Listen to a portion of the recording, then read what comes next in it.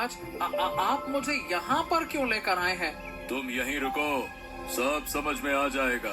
लखन को उस कक्ष में छोड़कर महाराज वहाँ से चले गए। अचानक उस कक्ष का दरवाजा बंद हो गया। ये आप सही नहीं कर रहे हैं महाराज। हम और कर भी क्या सकते हैं महारानी? जब तक ये समस्या हल नहीं हो जाती तब तक ये चलता ही रहेगा। इतने में उस युवक की चीखने की आवाज आई।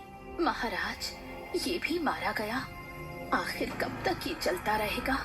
जब तक उस अंधेरे कमरे का रहस्य नहीं सुलझ जाता तब तक। और जो उस कमरे की गुत्थी सुलझाएगा वही करेगा हमारी पुत्री से शादी। अब हम चले नए युवक की तलाश में। राजा नए युवक की तलाश में निकल पड़े। दूसरी ओर नारायणपुर गांव में एक लड़का अपनी माँ के हाथ की बनाई मिठाई खाने को बैठा था। जरा खाकर तो बता बेटा, कैसी बनी है ये मिठाई? मैंने ये मिठाई खस के शरबत से बनाई है, जरा चख के तो बता। हाँ, लाओ ना माँ, खाता हूँ मैं बढ़िया मिठाई, लाओ लाओ। कृष्णा उस मिठाई को खाता है। माँ, ये क्या मिठाई बनाई है? कैसी मिठाई है ये? इतनी खारी मिठाई कौन खाएगा इसको माँ? ओहो बेटा, माफ कर, मुझे थोड़ा कम दिखाई देता है ना आजकल, इसलिए थोड़ी गड़बड़ हो गई। इतने में राजा सोमदत्त वहाँ आ पहुँचे। ओहो, ये कहाँ से आ गए?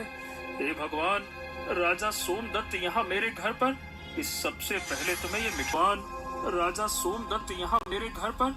इस सबसे पहले तो मैं ये मिठाइयाँ अपनी जेब में छुपा लेता हूँ। अगर महाराज ने इन्हें चख लिया तो मैं जिंदा नहीं बचूंगा। कृष्णा ने मिठाइयाँ जेब में छुपा ली और महाराज के सामने आकर खड़ा हो गया। प्रणाम महाराज। कहिए महाराज, इस गरीब की झोपड़ी में कैसे आना हुआ?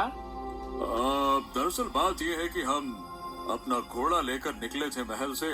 अब पास के वन में हम गए और इतने में हमारा घोड़ा पता नहीं कहाँ चला गया। वहाँ से हम सीधे आपके पास आ गए। सुनो, तुम एक काम करो, हमें हमारे महल तक जाने का रास्ता बताओ। हाँ हाँ, रुकिए महाराज, देखिए यहाँ से एक जंगल का रास्ता है, वहाँ से आप अपने महल तक बहुत कम समय में पहुँच जाएंगे।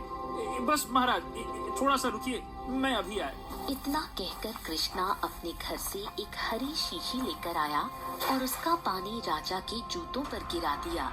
राजा के जूते उस हरे रसायन से पूरी तरह गंदे हो चुके थे। मन तो कर रहा है कि मेरे कीमती जूते करने की सजा के तौर पर इसकी गर्दन ही इसके धड़ से अलग कर दूं, बेवकूफ कहीं का। लेकिन अभी नहीं, बस एक बार ये मुझे महल पहुंचा दे।